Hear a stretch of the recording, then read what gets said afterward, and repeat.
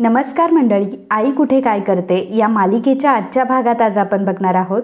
संजना जेव्हा रस्त्यावर असते तेव्हा दोन बायकांनी तिला घेरलेलं असतं आणि त्या म्हणत असतात की तू अरुंधतीच्या आयुष्याचं वाटोळं केलं, अरुंधतीचा नवरा तू पळवला आणि आता तर काय तू अरुंधतीच्या डिशमध्ये मीठ पण टाकलंस, तुला अरुंधतीचं काहीच कसं देखवत नाही असं म्हणतच त्या बायका आता त्यांच्या पर्समधून शाईची बॉटल काढतात. संजना म्हणते की नाही हा, तुम्ही माझ्या अंगावर अशी शाई टाकू शकत नाही, परंतु त्या बायका काही ऐकत नाही आणि संजनाच्या अंगावर शाई फेकतात. आणि संजनाला पडलेलं हे एक विचित्र स्वप्न असतं. संजना झोपेत असते आणि झोपेतच म्हणत असते की नाही, तुम्ही माझ्या अंगावर अशी शाई नाही टाकू शकत, तुम्हाला कळत नाहीये का, मला कळतंय का काही. तेव्हा अनिरुद्ध म्हणत असतो की संजना अगं काय करतेयस तू, काय बोलतेयस, मी आहे. परंतु संजना मात्र त्या स्वप्नातच असते आणि खाडकन स्वप्नातून जागी होते आणि अंगावर चेक करत असते की माझ्या अंगावर कुठे शाई वगैरे सांडलीये का.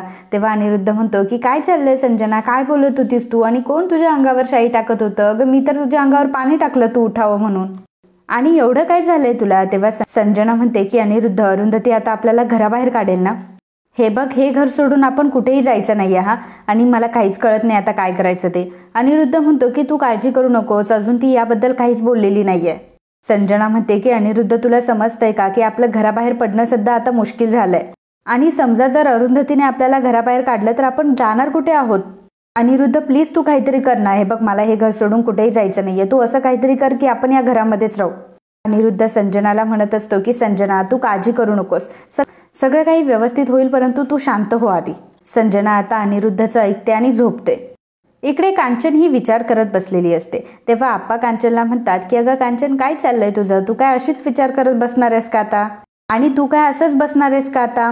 तेव्हा कांचन म्हणत असते की हो मला मान्य आहे, अरुंधतीला हरवण्यासाठी या संजनाने खूप वाईट कृत्य केलंय, परंतु तिला तिची शिक्षा भेटली आहे ना, मग अरुंधतीला काय गरज होती हे सांगायची त्यांना की तुम्ही आता घर सोडून द्या म्हणून. मी म्हणते की त्या संजनाच्या पापांची शिक्षा माझ्या अनिरुद्धला का बरं. आप्पा म्हणतात की कांचन अगं प्रेम आंधळा आहे असं म्हणतात, परंतु एवढं.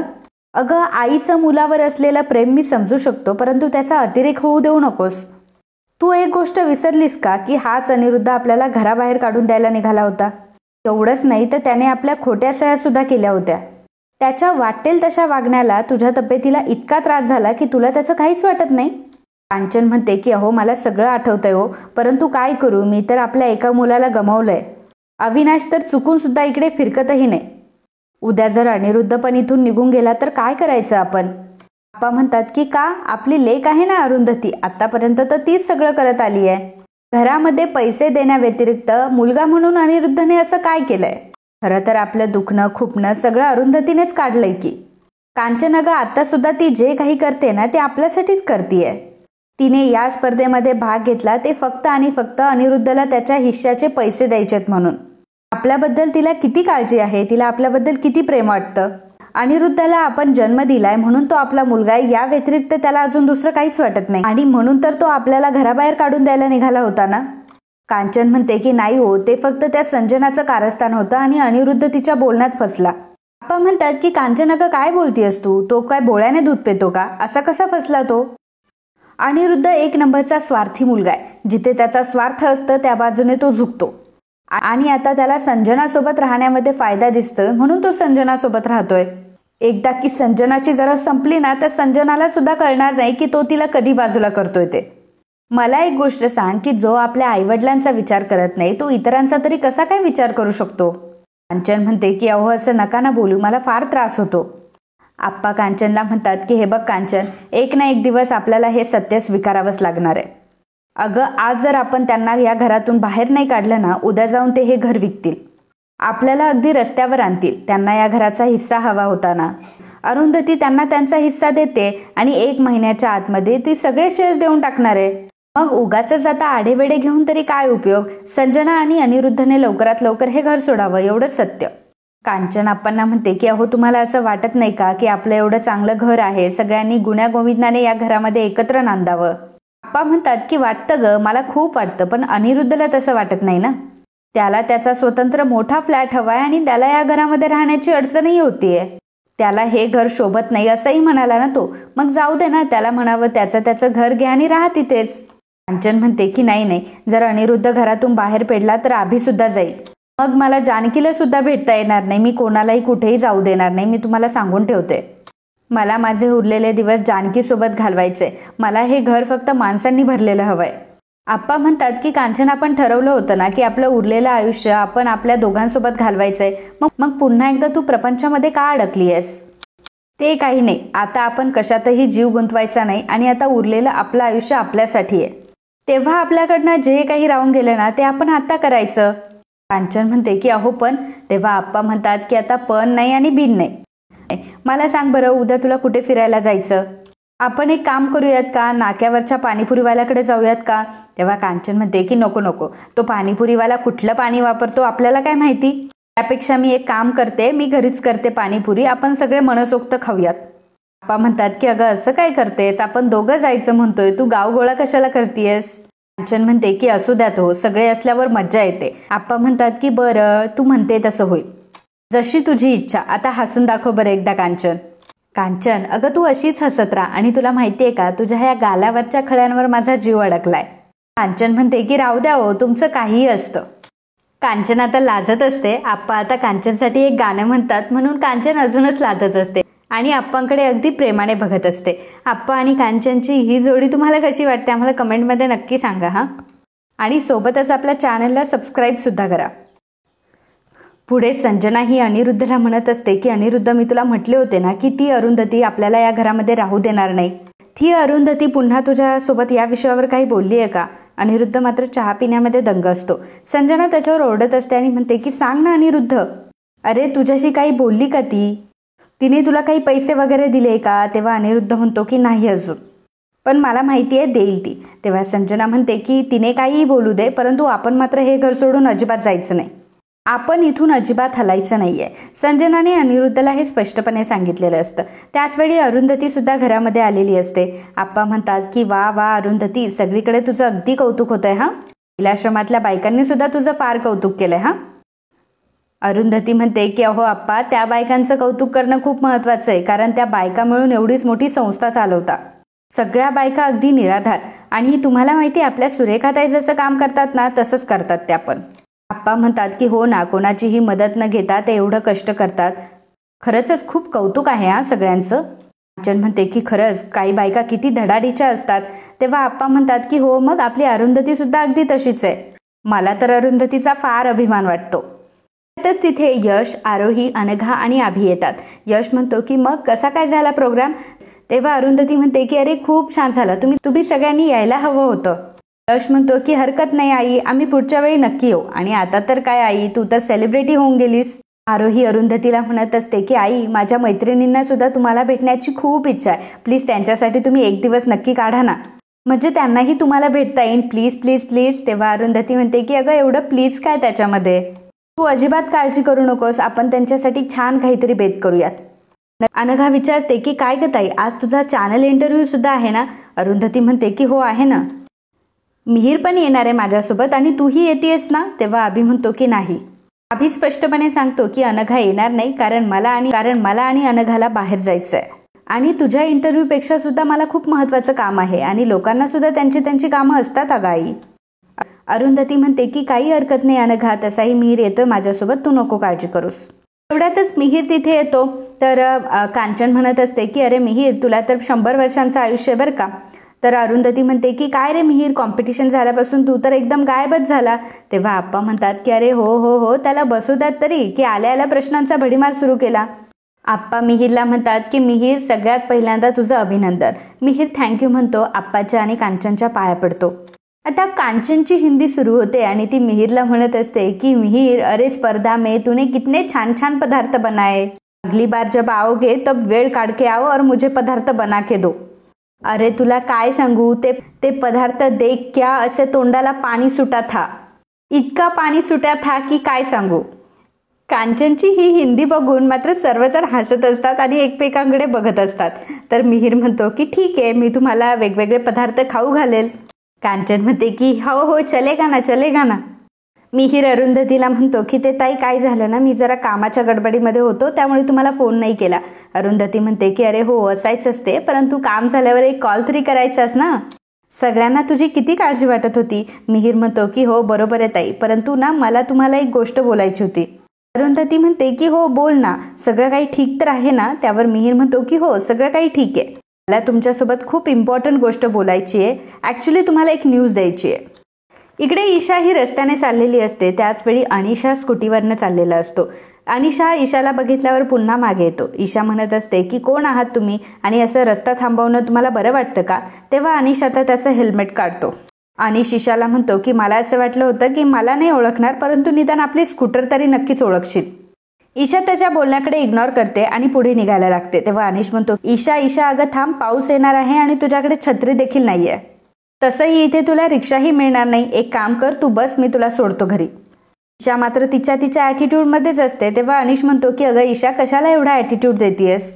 अगं मी तुला सांगतोय ना की तू बस माझ्यासोबत, आपण दोघंही जाऊयात घरी. तेव्हा ईशा म्हणते की तुला कळत नाही का, मला नाही यायचं तुझ्यासोबत. अनिश म्हणतो की अगं ईशा मग काय तू इथे एकटी उभी राहणार आहेस का. ईशा म्हणते की हो राहील मी एकटी उभी, तुला काय प्रॉब्लेम आहे, तुझा तू निघून जा ना. तेव्हा अनिश म्हणतो की ठीक आहे, राहा एकटीच उभी इथे. आणि मग अनिश तिथून निघून जातो. तर ईशा तिथे एकटीच उभी असते. 2 गुंड येतात आणि ईशाची छेड काढत असतात. ईशाला ते म्हणत असतात की कोणाची वाट बघत असेल रे ही. दुसरा म्हणतो की कोणाची काय, हिरोची वाट बघत असेल. त्यानंतर पहिला मुलगा म्हणतो की चल मग आपण तिला कंपनी देऊयात. आता ईशाने त्यांचं बोलणं ऐकलेलं असतं. ईशा घाबरलेली असते. त्यातला एक मुलगा ईशाला म्हणत असतो की चल मी तुला सोडतो, सांग तुला कुठे जायचंय. दुसरा म्हणतो की चल की मस्त चहा पाव खाऊ. एकटी अगं पावसात कुठे थांबणार आहेस तू. तेव्हा ईशा त्यांच्यावर चिडते आणि म्हणते की जास्त आगाऊपणा करू नका हा, मला असं वाटतं की तुम्ही मला ओळखत नाही. तेव्हा त्यातला एक मुलगा म्हणतो की अरे ही तर खूपच सॉलिड दिसते, एकदम तिखी मिरची आहे. ईशा त्याला म्हणते की तोंडावर जास्त शहाणपणा करू नकोस. त्यावर तो मुलगा म्हणतो की केला शहाणपणा, काय करणार आहेस तू. ईशा म्हणते की हे बघा तुम्ही माझ्यासोबत असं वागू शकत नाही, मी जोरात ओरडेल हा. तेव्हा ते मुलं म्हणतात की हो ओरड मग जोराने. ईशा म्हणते की मी पोलिसांना कॉल करेल. तर ते म्हणतात की कर मग कॉल. ईशा आता घाबरलेली असते. त्याच वेळी अनिश आता ईशामध्ये आणि त्या 2 मुलांमध्ये येऊन गाडी थांबवतो. अनिश ईशाला म्हणतो की ईशा बस गाडीवर. ईशा आधी बसत नसते. तेव्हा अनिश आता रागानेच ईशाला म्हणतो की ईशा मी तुला सांगितलं की गाडीवर बस म्हटल्यावर बस. तेव्हा ईशा आता अनिशचं ऐकते आणि गाडीवर बसते. अनिश आता त्या 2 मुलांना सांगतो की बायको आहे ती माझी, तिच्या जर अंगाला हात लावला असताना तर दोघांचेही हात मोडून गळ्यात बांधले असते. तुमच्या बहिणीला आणि तुमच्या बायकांना असं छेडलं तर चालेल का. लाज वाटत नाही का तुम्हाला असं वागायला. आणि तुमच्यासारख्या मुलामुळे ना मुली बाहेर निघू शकत नाहीये. एवढं बोलून आता अनिश तिथून ईशाला घेऊन निघालेला असतो. अरुंधती इकडे मिहीरला विचारत असते की अरे मिहीर सांग ना, कसली न्यूज द्यायची तुला, आता मला फार टेन्शन यायला लागलंय हा मिहीर. मिहीर म्हणतो की ताई टेन्शन घेण्यासारखं काहीच नाही, उलट खुशखबरी आहे. आपलं जेव्हा कॉम्पिटिशन संपलं ना तेव्हा मला एक शेफकडून कॉल आला होता. अगदी ते माझ्या रेस्टॉरंटमध्ये सुद्धा येऊन गेले आणि त्यामध्येच मी जरा बिझी होतो. याच कारणामुळे मी तुम्हाला कॉल नाही करू शकलो. अरुंधती म्हणते की ठीक आहे ते सगळं, परंतु ते तुझ्या रेस्टॉरंटमध्ये का आले होते, तुझी आणि त्यांची ओळख आहे का. मिहीर म्हणतो की हो ताई तुम्ही असं समजा वाटलंच तर, कारण ते माझे खूप मोठे गुरु आहेत. ते US मध्ये खूप मोठं एक रेस्टॉरंट ओपन करताय आणि त्यासाठी त्यांनी मला ऑफर दिली आहे. अरुंधती म्हणते की अरे वा छान आहे की, अमेरिकेत जाणार आहेस मग तू, किती चांगली बातमी आहे. अरुंधती मिहीरला कॉंग्रॅच्युलेट करते. मिहीर म्हणतो की हो त्यांच्या अंडर जर मला काम करायला भेटलं तर खूप काही गोष्टी मी शिकेल सुद्धा. अरुंधती म्हणते की हो ही तर संधी तू अजिबातच सोडू नको, ही संधी तू ऍक्सेप्ट करायलाच पाहिजे. मिहीर म्हणतो की हो मग ही संधी तर मी ऍक्सेप्ट पण केली आहे. मला आता 2 वर्षासाठी US ला जावं लागेल. यश म्हणतो की US ला, अरे वा छान गोष्ट आहे ते. मिहीर म्हणतो की हो 2 वर्षासाठी मला आता US ला जावं लागेल, कदाचित अजून कॉन्ट्रॅक्ट पुढेही जाऊ शकतं. अरुंधती मिहीरला म्हणते की अरे वा मिहीर छान आहे की, मग सगळं काही छानच तर होतंय. मिहीर म्हणतो की ताई परंतु मला माझ्या रेस्टॉरंटची फार काळजी वाटते. तुम्हालाही माहिती आहे की मला माझ्या रेस्टॉरंटवर किती प्रेम आहे, कारण आईची शेवटची आठवण येते. अरुंधती म्हणते की मिहीर मला माहिती आहे ते सर्व, मग तू काय करायचं ठरवलंयस. मिहीर म्हणतो की नाही ताई मला ऍक्च्युली ते रेस्टॉरंट बंद नव्हतं करायचं, मी असा विचार करत होतो की तुम्ही माझ्या पार्टनर व्हाल का. ही न्यूज ऐकून संजना मात्र फक्त खुर्चीवरून पडायची राहिलेली असते. अरुंधती मिहीरला विचारते की म्हणजे काय म्हणायचं तुला. तेव्हा मिहीर म्हणतो की म्हणजे तुम्ही माझ्या रेस्टॉरंटमध्ये पार्टनर व्हाल का, मला इक्वल पार्टनरशिप ऑफर करतो. अरुंधती म्हणते की मला खरंच कळत नाहीये तू काय म्हणतोस ते. मिहीर म्हणतो की हे बघा ताई, आपण दोघांनी पार्टनरशिप करून कॉम्पिटिशन जिंकली ना, त्याचप्रमाणे आपण रेस्टॉरंट सुद्धा पार्टनर म्हणूनच चालवायचं. फक्त पहिले 2 वर्ष तुम्हाला सांभाळावे लागणार आहे. त्यामुळे अरुंधती केळकर मी तुम्हाला ऑफिशियली पार्टनरशिप प्रोव्हाइड करतोय आणि त्या पार्टनरशिपचा तुम्ही स्वीकार कराल का. सर्वजण टाळ्या वाजवत असतात. सर्वांना खूप आनंद झालेला असतो. अरुंधती म्हणते की अरे ऐक, मला नव्हतं वाटलं तू अशा प्रकारे मला काही विचारशील म्हणून.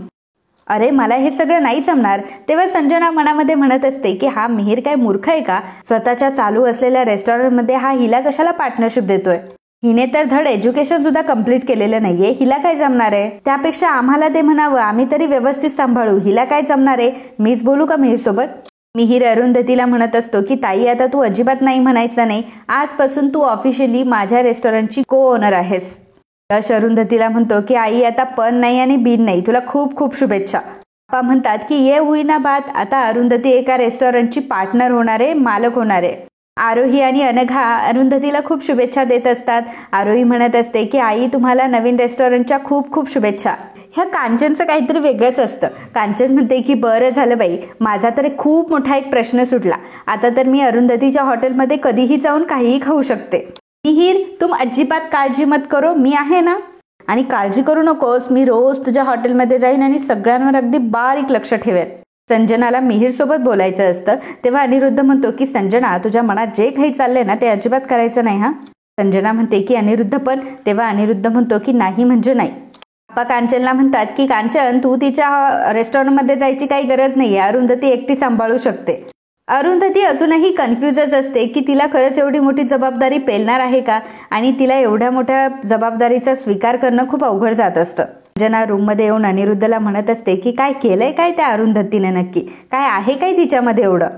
पण बघा ना काय नशीब आहे. इथं लोकांना चहाची टपरी जरी काढायची असेल तरी वर्षानुवर्ष प्लॅनिंग करावं लागतं. तिला तर पार्टनरशिपच ऑफर झाली आहे. अनिरुद्ध म्हणतो की संजना, महाराष्ट्राची सुगरण जोडी हा किताब जिंकलाय तिने. संजना म्हणते की मग काय झालं, कुठली कॉम्पिटिशन जिंकली म्हणून ती एवढा मोठा तीर मारला का तिने? एवढं मोठं रेस्टॉरंट चालवणार का आता ती? काय एक्सपिरियन्स काय आहे तिला या सगळ्याचा? खरं तर मला कधी कधी तो मिहीर अक्षरशः वेडाच वाटतो. अरुंधतीला पार्टनर म्हणून निवडणं यापेक्षा मूर्ख डिसिजन कुठला असू शकत नाही. त्या मिहीरचं चांगलं चालू असलेले रेस्टॉरंट ही बाई बंद करून टाकेल. संजना हे सर्व बोलत असते कारण अरुंधती प्रगती करत असते आणि अरुंधतीची ही प्रगती संजनाला देखवत नसते. तर मित्रांनो, आजचा हा भाग इथेच संपतो. पुढील भागात आपल्याला बघायला मिळणार आहे अनिरुद्ध संजनाला म्हणत असतो की संजना, आपण आपला शेअर घेऊ आणि इकडनं बाहेर पडू. संजना म्हणते की अनिरुद्ध, तू माझ्यावर जबरदस्ती नाही करू शकत. तेव्हा अनिरुद्ध संजनाला म्हणतो की तुला आठवतंय ना मी काय म्हणालो होतो. यश अरुंधतीला विचारतो की तू बाबा आणि संजनाबद्दल काय ठरवलंयस आई. अरुंधती म्हणते की ठरल्याप्रमाणे महिन्याच्या आतमध्ये मी त्यांना त्यांच्या शेअरचे पैसे देऊन टाकेल सगळे. यश म्हणतो की आई, तुला खरंच असं वाटतं का की तू पैसे दिल्यानंतर ते घर सोडून निघून जातील म्हणून? अरुंधती म्हणते की त्यांनी मला दिलेला शब्द तर मी पाळलाय, त्यामुळे मी दिलेला शब्द त्यांना पाळावाच लागेल. संजना आता तिचं वेपन वापरते, ते म्हणजे ईशा. ईशा पुढे ती रडत असते. तेव्हा ईशा म्हणते की नाही, तुम्ही दोघं आता रडायचं नाही. तुम्ही आता दोघं कुठेही जाऊ शकत नाही. आईशी काय बोलायचं ना ते मी बोलते. तर मित्रांनो, या भागाबद्दल तुमचं काय मत आम्हाला नक्की कळवा. And if you like my video, please do subscribe, share and comment. Thank you.